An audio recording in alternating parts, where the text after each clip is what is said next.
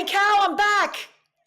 Welcome back, Mel. Must have been a decent trip home. You must be feeling a bit jet lagged, surely. I'm not too bad now. 40-hour journey from Lahore to Orange. So it's probably not a journey that too many people have done, I reckon, Lahore to Orange in kind of one go. But I made it and I'm just about okay now.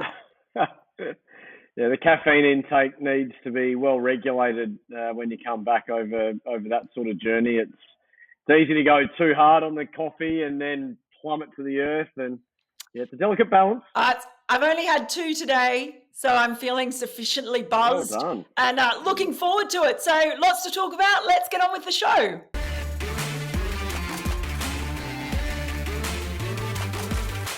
Hello, everyone, and welcome to Timed Out, our wrap-up and interesting things happening around the world of cricket for Sporting News Australia. Callum Ferguson joining me, as always, bright-eyed and bushy-tailed. He's put his dog Bruce outside so that he won't interfere with the program. That's right. Bruce? Yeah, Brucey, the French bulldog. He loves sticking his nose where it's not necessary, albeit it's a very small snout. So he's a ripper, though, and keeps me entertained. Oh, gosh. I still think he should be called, if he's a French bulldog, Le Bruce. Anyway, we've got not sure how he'd feel about that. Yeah, well, Le Bruce. Big news in Australia. Finally, we have a new coach in Australia, Andrew McDonald, taking over the men's head coach role. Not really a surprise, was it, Cal? He was the preferred candidate. Apparently, there are others up there like Matthew Mott, Trevor Bayliss, but he had a great audition in Pakistan. Just wondering, Cal, what kind of coach you think he'll be and what he'll bring to the Australian sides that he's looking after? Yeah, look, Andrew McDonald, you're right. He's not really a surprise. I think we all saw it coming.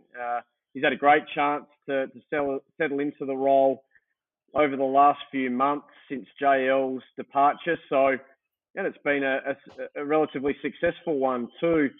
Obviously, with a big Test series win over in Asia, which is never easy. We know that. So he'll go into the role with a bit of confidence, but also the confidence that the playing group have really accepted him over the last year or so that he's been involved with Justin Langer. Obviously, a man with a wealth of experience, not just from a playing sense, but also a coaching sense. He's been around the world with varying T20 tournaments and also a good stint with the Victorian state squad here in Australia, which was a successful run as well. So he comes in with great credentials, and the players will take a lot of confidence out of that. But what he brings is a really level head, and I like that in a coach. And having played under him for one season at the Renegades, I saw it firsthand. I played a couple of years at the Redbacks with him at the end of his playing career. He's a really intelligent guy, a guy that understands the game really, really well, and he does his research. He's well prepared. I love what he brings to the table as a coach, and I think he's going to have a really successful run with the Australian cricket team.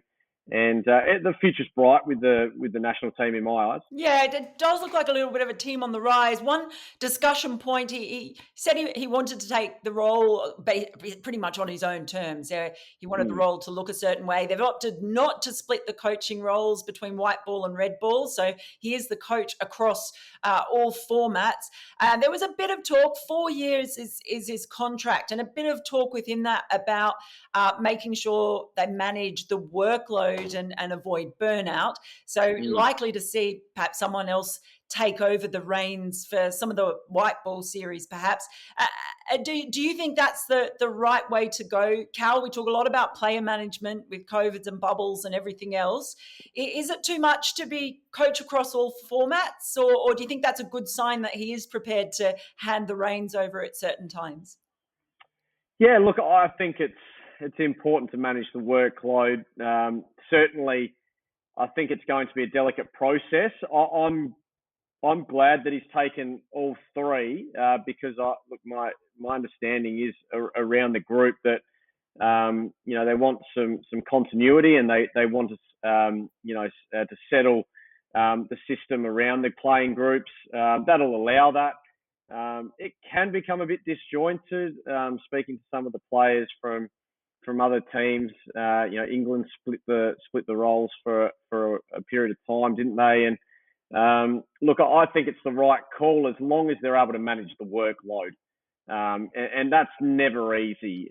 So I'd be really interested to know some of the finer details around what that's going to look like going forward. But certainly the assistants around him have looked really solid and sound, and the team's been pumped with what the staff have been delivering over the last few months since JL's departure, albeit with Jeff Vaughan departing shortly to take over the Tasmanian role, which is another story altogether. But I think the system's really starting to look great, and I think Andrew McDonald's the right man. Well, funny that you mentioned Jeff Vaughan, because that's actually our next topic as we continue to look at the Australian coaching setup. As you mentioned, yes, he's gone back to Tassie. So interesting timing there, moving away from the Australian setup as fielding coach. So that means that the three roles that were there, well, Jeff Vaughan's gone, Andrew McDonald's elevated to the head coach, and he was the bowling coach. And so then you're left there with Michael DeVenuto as well. We've got Sriram hopefully back. The Australians were saying hopefully back after not being able to do that Pakistan tour as a sort of spinning coach. What do you think might be behind that? There's a few positions up for grabs there, and interesting timing by Jeff Vaughan to step away at this time. Yeah, look, I think, knowing Jeff quite well, I played club cricket with him in my early years here in Adelaide for the Prospect Pirates, and we've been very close all the way through. And he, I get the sense he's been really keen for a head role and the opportunity to run a program. And my opinion is, and it's as unbiased as possible, albeit I really do think he's a superstar coach, that he's got all of the makings of a great program leader, and I think he's got a great understanding of the stresses and the strains that the game can put on people within it, not just staff but also playing groups. So I just think he's the right guy for any first class side looking for their next coach, and it just happens to be back at his old haunt down in Tasmania that the opportunity's arisen, and he's going to make a great run of it down there, no doubt. There's an enormous amount of respect for Jeff Vaughan down in the Tassie program. They loved him as a batting coach, and he has headed up the Sheffield Shield team on its own previously. So look, it won't be a wholesale change to the program down there in Tassie. It'll certainly be a great opportunity for someone like Jeff Vaughan, who his reputation precedes him now. It's grown to the point where I think he's a wholesale name, and he's a coach that players want to work with now and would seek out. So there you have it. Quite a big shake-up in Australia. So we'll look forward to seeing who might come in to fill those other roles as well. But let's switch our focus to the IPL, because a great talking point this week. Something very, very interesting, of course. Ravichandran Ashwin opting to retire out at the start of the 19th over in the Rajasthan Royals game against the Lucknow Super Giants. Successful move in the end, but caused a lot of kerfuffle, I guess. For me, Cal, it feels like I've been waiting for this to happen for a long time. It seems like a really logical thing to have it as an option in a game and employ it tactically. But what did you think of the move? Yeah, look, I thought it was an interesting one. I've been waiting for it to happen at some point. It probably shouldn't surprise any of us that it was Ravichandran Ashwin that's been the one to put his hand up first and do it, because he's been a man that's been willing to break the mould and trailblaze somewhat within the game, obviously with the Mancad as well. I wasn't sold that it was the right move at that time, actually. I think he's a fantastic bat, and I think he hits the ball as clean as anyone once he's set.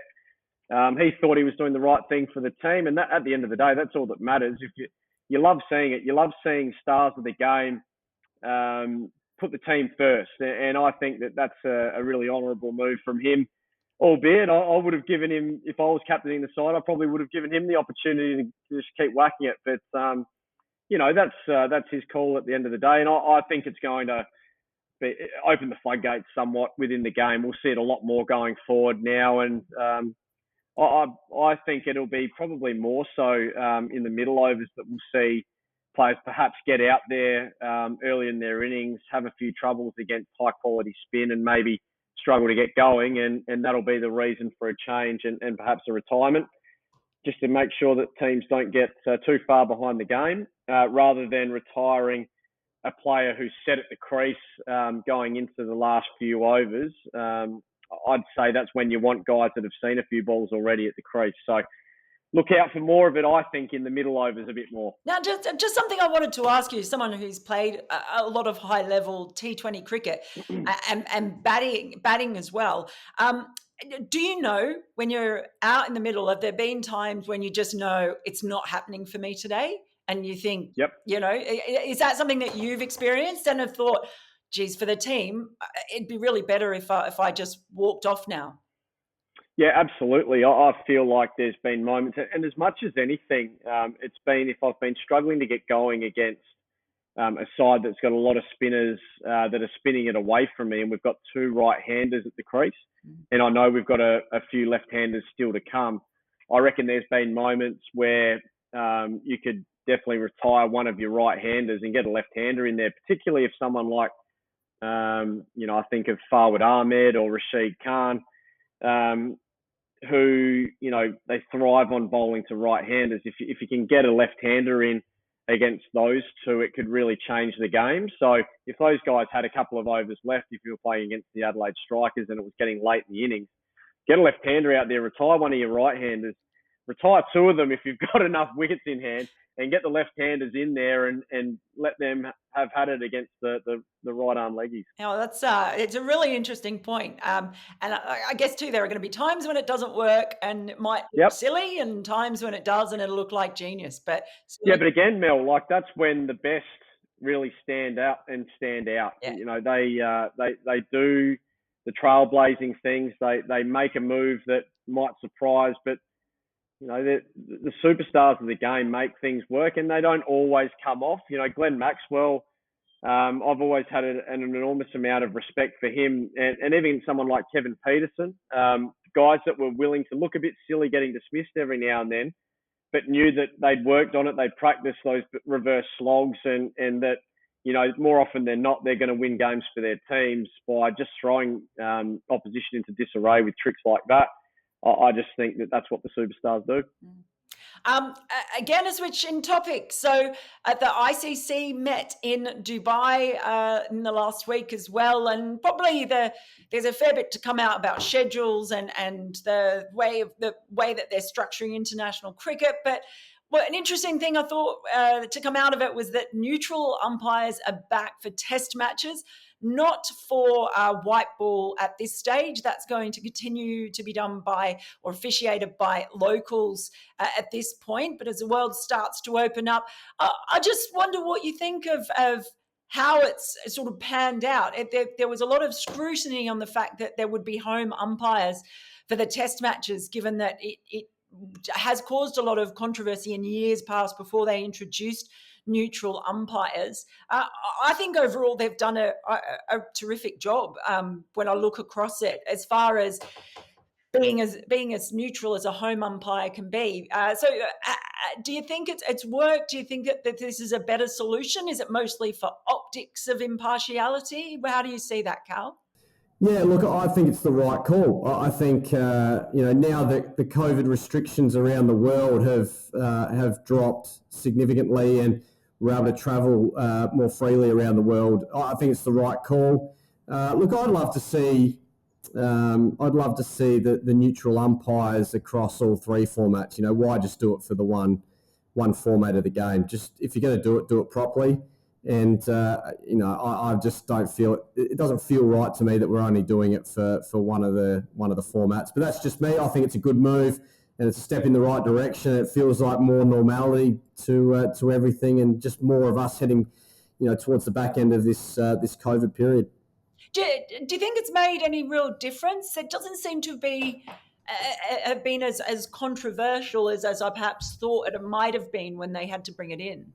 Yeah, look, I think in general, when there haven't been neutral umpires, they've added in the extra reviews as well, haven't they? So I think in general we haven't really noticed it too much, which is great, and it speaks volumes, I think, for the umpires and the professionalism within the game from that front. I think as much as anything, it's good for the umpires to umpire in different parts of the world, so that when we come to big tournaments, they've been there, they've umpired in those different conditions. They know, the bounce of the ball better than they would. If an umpire from India comes over and umpires at the Wacker, it's a pretty tough gig if they haven't seen much cricket played there personally, because, a lot of balls miss the stumps that you don't expect. So that's just an example, and it works vice versa for umpires from here going to the subcontinent.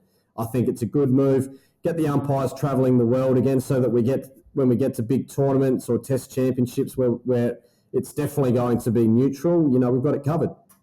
Yeah, it's a good point, and one that I hadn't thought of. So there you go. Yeah. I hadn't thought of it in that detail. No, it's a great example. Look, finally, I know this is something that you wanted to chat about. Matt Parkinson has been talking about county cricket and the fact that it's failing spinners. A lot of talk about the conditions there, time of year played, the pitches on offer. Is it something that you see as a problem, not just in England, but in Australia as well? Are we doing enough in Australia? Or is Cricket Australia doing enough, and the curators are around the country, to make sure that we have enough grounds and pitches and venues that are conducive to spin? No, I don't think we are. Quite simply, I think that there's been opportunities for a long period of time for us to start trying to get a bit more character back into our wickets. We've got a lot of pitchers playing very similarly around the country here in Australia. I think Matt Parkinson's right on the money. He's seeing it firsthand over there. He's an enormously talented spinner. So is his brother. One playing for Lancashire, one playing for Leicestershire.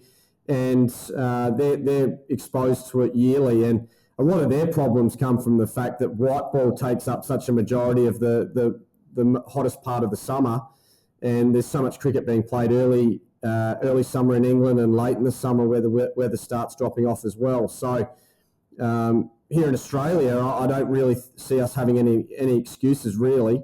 We started to see over the last couple of years, particularly when there was, during COVID, a lot of Shield cricket played here in Adelaide on wickets prepared by Trent Kelly at Carrum-Rolton Oval, where the wickets were drier and they did produce a bit of turn, and Nathan Lyon and Mitch Swepson did a lot of damage, and it was great to see. But unfortunately, we don't see a lot of it around the rest of the first-class facilities around Australia. Adelaide Oval, has changed significantly to a drop-in that does a fair bit more for the seamers, more grass covering because of the pink ball games, obviously. So the characteristics have changed. But then we've got, you go to the Gabba, it doesn't turn a lot there. You go to the Wacker or Optus, it's not going to turn a lot there. MCG's not really turning a lot there. They're trying to put more grass on it so that it's not too flat. And Bell Reeve's usually a raging seamer as well. I don't know where the spinners are going to take all their wickets if they're playing on those styles of pitches. The SCG even, I've seen a lot of green seamers there in the last 8-9 years, with the odd wicket that will turn a bit. So it's not that necessarily always the norm at the SCG even. So Cricket Australia need to step in. I played a Shield game at Adelaide Oval where our curator actually scarified the wicket to get rid of the thatchiness of the pitch, to try and expose more soil, which would hopefully create a little bit more turn or reverse swing. And the curator got berated for it, copped it from the opposition coaching staff, and again, it never happened again. And we've got a thatchy seamers wicket.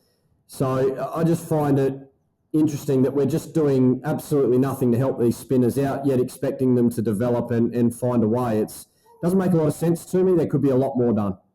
It's an interesting point you make about Mitch Swepson, because, I mean, he said himself, one of the reasons that he ended up sort of getting through and being back in that national side, test side, was the fact that the Shield was moved to Adelaide. So all of a sudden, he started taking a lot more wickets because he wasn't bowling at a bouncy Gabba pitch for so many games, and he actually had an opportunity. I mean, we've got such a production line of quicks at the moment coming through and stepping up. The cupboard's a lot barer, I think, when it comes to spin choices and the competition for places. It's not nearly as fierce. Do you think that in a way that Australia gets a little bit almost beguiled? They're sucked in by the whole, quick bowling, I guess, idea, and that's one of the reasons. And is there a massive difference in the Shield now that it's also split like England, in when you're playing early in the season and then playing sort of February, March as it sort of happens now? Oh, look, no doubt that the timing of games makes a difference for curators trying to prepare wickets. Even if you're trying to create something that's got bounce and carry with a bit of seam movement for the quicks, it needs to be further into the summer when it's warmer. If you're trying to create a pitch that's got some life in it, then that's crucial. And then the problem also is, if you want wickets to break up more, the weather needs to be a certain temperature. It needs to be some heat around. So there is some concerns, I reckon, around the timing of these games being played. However, I also think that there could be more done by Cricket Australia to, set some guidelines for the curators around the country. And the other problem I see is that the public aren't made aware of what surfaces the Shield teams are playing on regularly, and I feel like change of significance within Australian cricket generally comes from public pressure. And we saw the MCG change significantly within a matter of years on the back of public perception and the pressure being heaped on the curators at the MCG and also Cricket Australia to do something. Whereas I don't think there's enough understanding or enough out there for the public to consume around the fact that these wickets aren't what you're going to take 5 on day 4 in Shield cricket on. It's going to be the majority of the quicks taking the wickets even in those conditions, because it's not turning, it's true bounce, and there's not a lot for the spinners to work with. Whereas I feel like if there was more out in the public domain, spoken about and written about, more coverage of, this was a flat wicket that you wouldn't expect world-class spinners to take first-class wickets on. Nathan Lyon hasn't really destroyed sides on day 5 at day 4 with regularity in first-class cricket here in Australia. Mitch Swepson said that he took a lot out of the change of fixturing to Adelaide, and I think there needs to be more made of that. The fact that was what helped him develop his game, get used to bowling on those styles of wickets to then improve his game. Tanveer Sangha has an opportunity because if he plays any cricket at the SCG, it's a chance to be a turner. So he's a chance to develop his day 4, day 5 skills, because it's not as easy as I'll just run in and bowl like I do all the time on day 5 wickets or day 4 wickets. It's very different, and they need to learn, and they need the opportunities to bowl on turning pitches. They haven't been getting that opportunity in the last decade, in my opinion. It's a really, really good point. And maybe I might have to look at writing an article about it if you say we need more coverage on it. They've just given me an idea, Cal. Love it. I'll come back to you for some quotes. No worries. Thanks always for joining us on Timed Out this week. Please do give us a subscribe and a like and a comment, if you will. We're actually going to be taking a break for a couple of weeks because I'm going to have a holiday. You deserve it. Yeah, thanks. Yeah, it's about time. It's been a long a long summer that's only just finished. So we'll take a little hiatus from Timed Out, but please let us know what you think. We're always very happy to hear from us, and we're grateful, as always, to you for joining us, and to you, Cal, as always, for your wonderful thoughts, intriguing thoughts, and thought-provoking thoughts. So until next time, whatever you're doing, make sure you enjoy your cricket. We'll see you soon. Absolutely. See you guys.